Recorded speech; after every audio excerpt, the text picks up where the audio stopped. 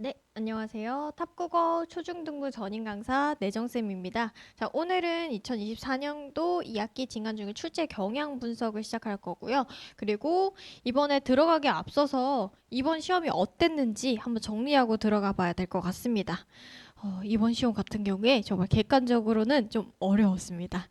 왜 어려웠다고 얘기를 하냐면요. 이거는 어디까지나 진간 중1, 중학생 1학년 입장에서 어려웠다라고 얘기를 하는 거거든요. 왜냐면 진간 중1 이번에 첫 시험이었잖아요. 그래서 첫 시험이니만큼 아이들이 그렇게 막 어렵진 않을 거다. 긴장감을 덜 갖고 시험을 쳤을 텐데 진간 중1이 첫 시험으로 치기에는 좀 어려웠다라고 입장을 정리해서 드립니다. 그래서 왜 그러냐면 다른 지문 자체는 그렇게 어렵게 출제되진 않았어요. 근데 문제는 문법이 어려웠습니다. 문법이 어려웠고 기존에 학교 교과서로 학습했던 문법에 예시가 나오지 않았고 외부 지문, 외부 문장에 대한 그 문법을 따져야 되는 문제가 나와서 좀 정말 기본 실력, 기본 문법 실력을 테스트하는 시험이었다라고 생각하시면 됩니다. 시험 문항 유형부터 살펴봅시다. 문법이 또 어렵게 나왔는데 범위 자체도 그렇게 적은 범위가 아니었어요. 왜 그러냐면 또 진간중 같은 경우에는 중간고사를 안 보지 않아요? 그렇기 때문에 기말에 그 중간고사 범위가 편입되는 경우가 정말 많습니다. 그래서 마찬가지로 설명문 한 편, 그리고 작문과정, 사실상 그 설명문 두 편이죠. 그리고 시 한 편, 문법 범위 두 개, 그리고 소설 한 편. 이렇게 보기에는 그렇게 많지 않은데요? 라고 생각할 수 있는데요. 이 품사책의 정말 방대한 부분입니다. 방대하기 때문에 좀 방대한 문법 범위가 이번에 특히나 들어갔고, 어휘의 책에도 마찬가지로 이 문법 단원 중에 하나여서 문법이 이번 시험 범위에 정말 많이 들어갔구나. 근데 또 문법이 어렵게 나왔으니 아이들이 멘붕할 만한 요소가 있었겠구나 라고 생각하시면 되고 시험 문항은 객관식 28문항으로 그렇게 많지는 않았어요. 그리고 난이도는 전체 평균 중상, 중1 기준입니다. 어디까지나. 그래서 문항별 분석으로 보시면요. 설명문, 이타적 디자인에서는 나머지 다, 그래요. 어렵게 나오지 않았어요. 이것도 마찬가지로요. 문법 부분이 아닐 때는. 그리고 15 부분도요. 다 쉬워요. 하지만 이제 품사 부분, 문법 부분부터 좀 어려워지는데요. 왜냐하면 외부 지문이 다 나오고요. 설마 이것까지 물어보겠어? 교과서에는 다루지 않았던 이 보조사의 의미까지도 물어봅니다.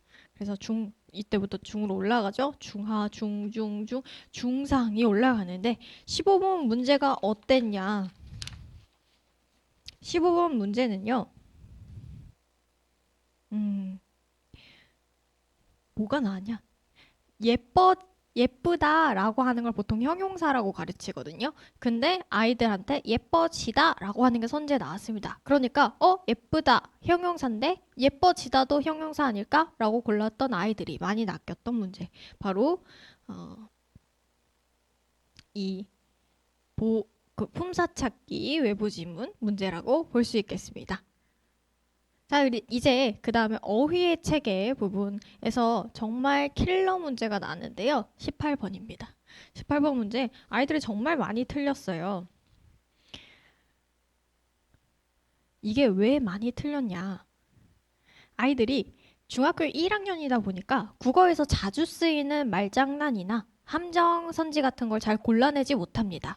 예를 들어서 이런 경우가 많다라고 한다면 그런 경우가 대부분이다라는 거지. 그게 전부다는 아니잖아요. 근데 아이들이 많다 하면 그거 무슨 공식처럼 이거는 무조건 그럴 수밖에 없다로 머릿속에 입력시켜놔요. 그래서 그렇게 착각을 해서 틀렸던 문제, 그리고 대부분이 그런 착각을 많이 한다는 거.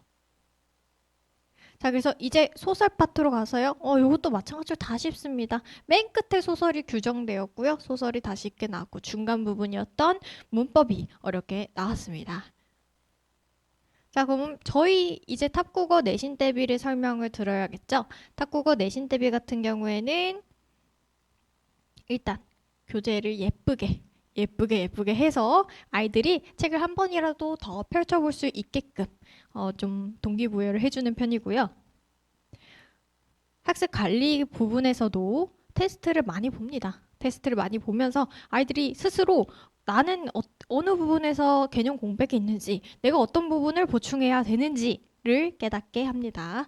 그래서 그 부분을 좀 착실하게, 확실하게 보충을 해주는 편이고요. 이번 시험 총평을 안내해 드리도록 하겠습니다. 이번 시험 탁국어 아이들의 전체 성적이요. 기본적으로 너무 좋았던 편이었습니다. 대부분 90점 이상이었고요. 못 본 아이들도 80점 이상이 95%, 97%였던 시험이었네요. 자, 그래서 시험 총평을 보시면 일단 범위를 많이 차지하던 문법과 소설 파트에서 15문제가 출제했어요. 그러니까 이거 범위 많아서 포기할래 했다면 많이 미끄러졌겠죠. 자, 문학의 경우 전반적인 내용 숙지 중요 포인트 암기 활동 어렵지 않았을 거고요. 그리고 문법 같은 경우에는 외부 지문들 정말 많았고, 그리고 어휘 요것도 마찬가지로 문법 파트거든요. 교묘하게 헷갈려 껴안놓은 그 채상 선지가 있었죠.